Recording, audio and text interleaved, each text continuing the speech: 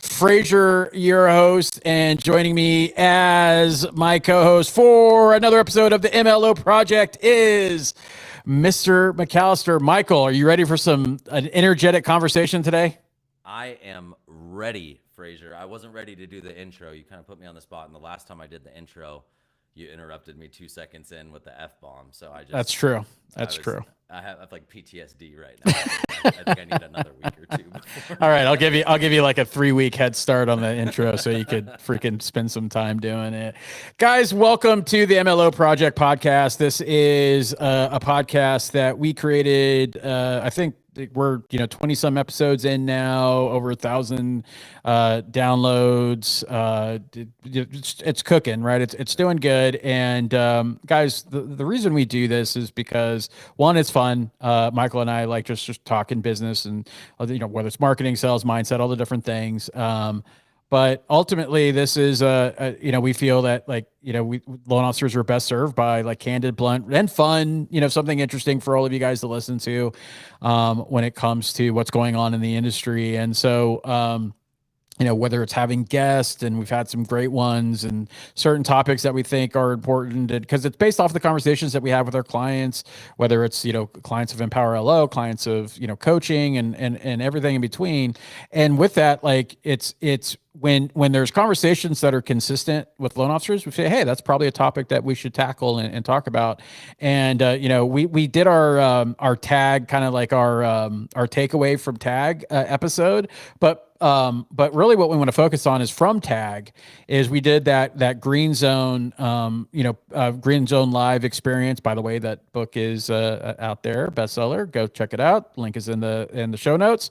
But we did that, and it got Michael and I thinking about the conversations we've had with new loan officers and the advantage and I talked about this at tag, during our event, is that, I have new loan officers that have only been in the business 12, 18 months that are doing like 7 to 10 units a month. I got loan officers that have been in the business for 10, 15 years that haven't done a loan in like 3 months.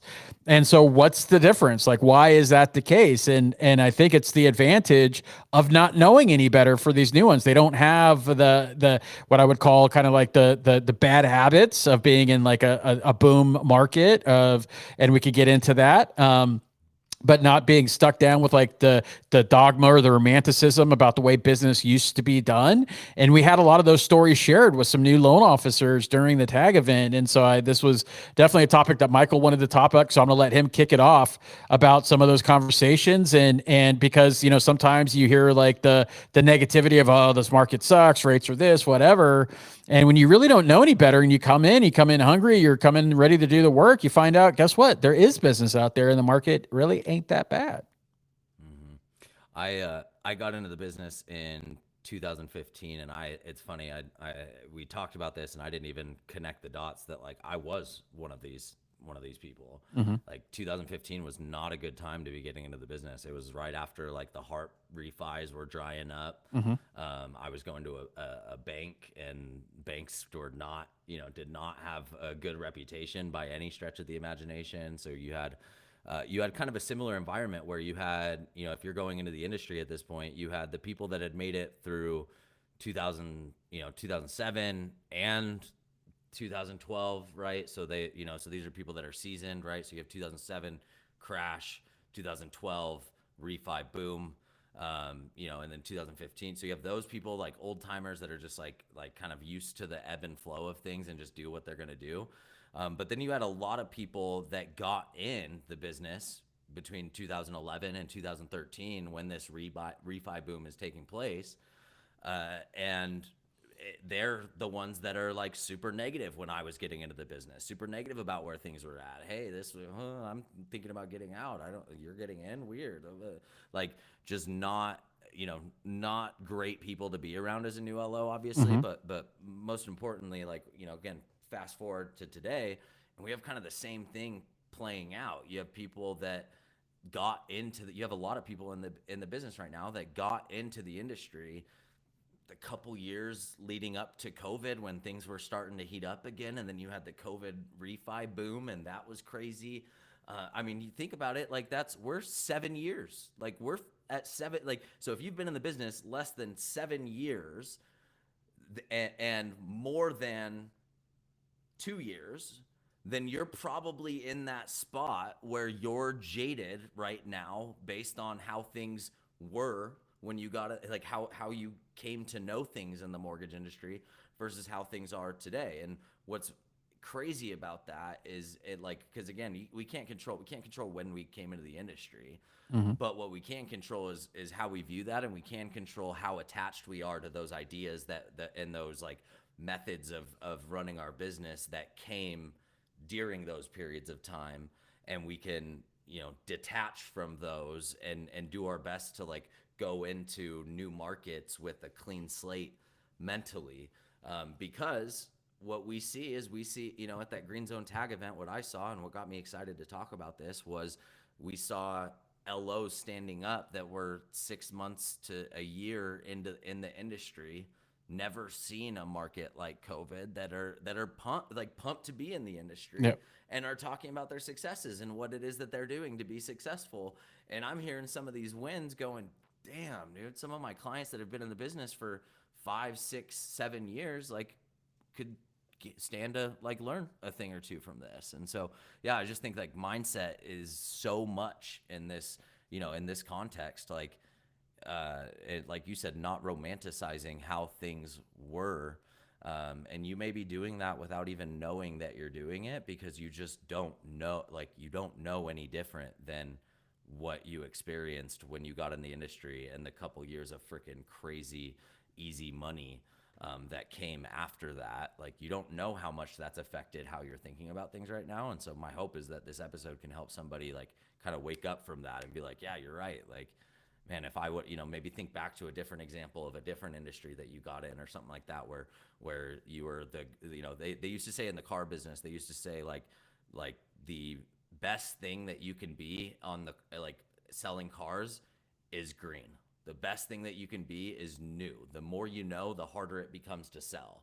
And I feel like that's, not necessarily the exact same thing in the mortgage space, but I feel like the adage applies that, like, if the longer you've been in this industry, the harder it is to adapt and look at today with a fresh view and take advantage of the opportunities that come with today. Oh yeah, and I couldn't agree with that more, because as someone that talks to a lot of loan officers through coaching, and it's definitely a story that a lot of them are telling themselves, and they're like, well, all these builders and agents and MSAs, and guys, look, that's every market, that's everyone. So and this is, I said this at Tag, I said, look, I can find a loan officer in your market that has worse rates, shittier service, less products, that's doing better than you. So it's not that, it's you, right? It's either your mindset, it's your delivery, something needs to change. You need to do something different. Problem is, we don't want to do anything different. And so these loan officers, like some of the people that were sharing their stories, talking about like, yeah, I just went in and talked to these people. I went in and I just went in and do these. And people are like sitting there like looking at them like, oh wow, I didn't even think about doing that. They're just like, because they don't know any different. They don't know any better, right?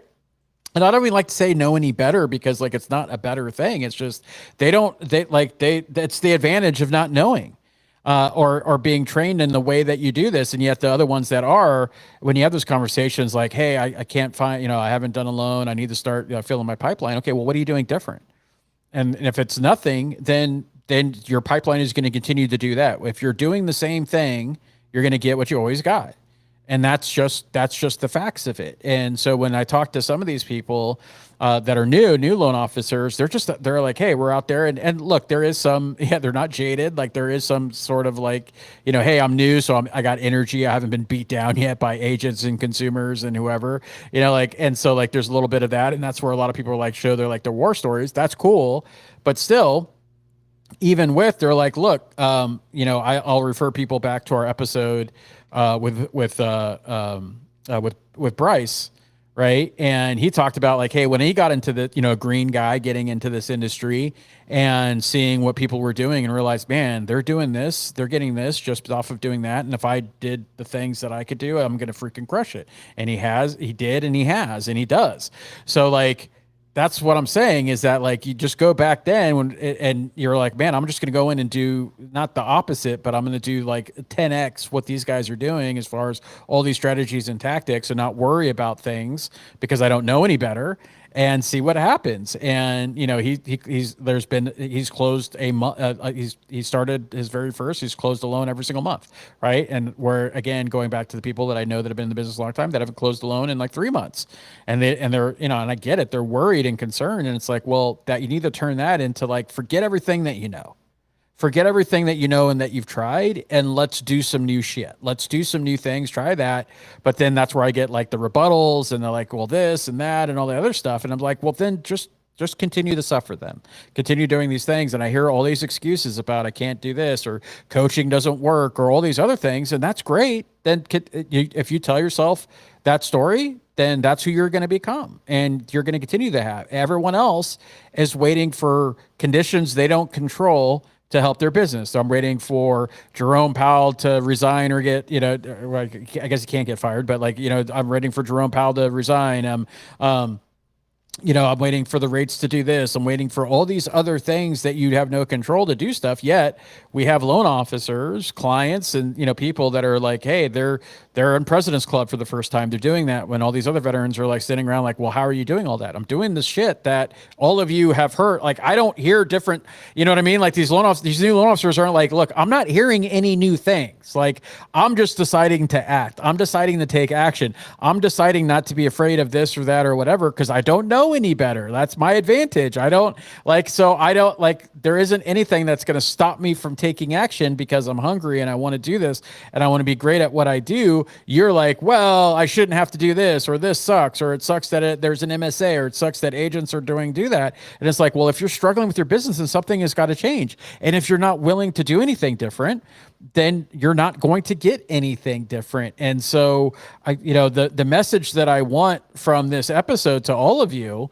and this isn't going to be a long episode because it's pretty, it's pretty short, as far as like the purpose and the lesson is that just go out and do different shit, right? Like don't get bogged down in what happened, because I'm going to tell you something is that if you have only been an originator since post crash to the boom of COVID, you've only known good times, right? Yes, we had a little rough area, Q4 2018, Q1 of 2019. That was a kind of a rough rate era. But compared to now, if you compare like 2018 to 2019 to now, it was great. Is that like you've only known good times, right? Because after post crash, you had the housing and mortgage had nowhere to go but up. Plus, you had backstop by the government. HARP, you mentioned HARP, and all that, so you had a lot of like help. Then you get into COVID, where it's like, if you didn't do business during COVID, something was wrong. Like that. So there's something, because like you're busy spending your stimulus money, right? Like something is wrong if you didn't do, like, because everyone was like doing crazy business. Then you get complacency. It's like, oh, this and the rates and all of this should happen. But yet it's like, why am I finding loan officers that experience none of that came in at 6.5 rates, that came in at 7% rates, that came in and are still doing 5 to 10 units a month, and you can't find a loan? Why is that? It's not the market, it's you. And so you got to figure out, right? It's one of those, like, it's not me, it's you, but no, it's you. It's like, and it's whether it's your, like I said, it's your approach. And I mean this in all kind candor, right? Like, I'm not trying to make fun of people that are struggling with business. Don't get me wrong at all. I am. Right? Well, Michael is, right? That's why he gets kicked out of every group. But the point is that I don't want to put aside, the struggles or the challenges. But what I'm saying is that, like, you have to change. You have to do something different. You have to because you're anchoring yourself in the ways that you're used to getting business.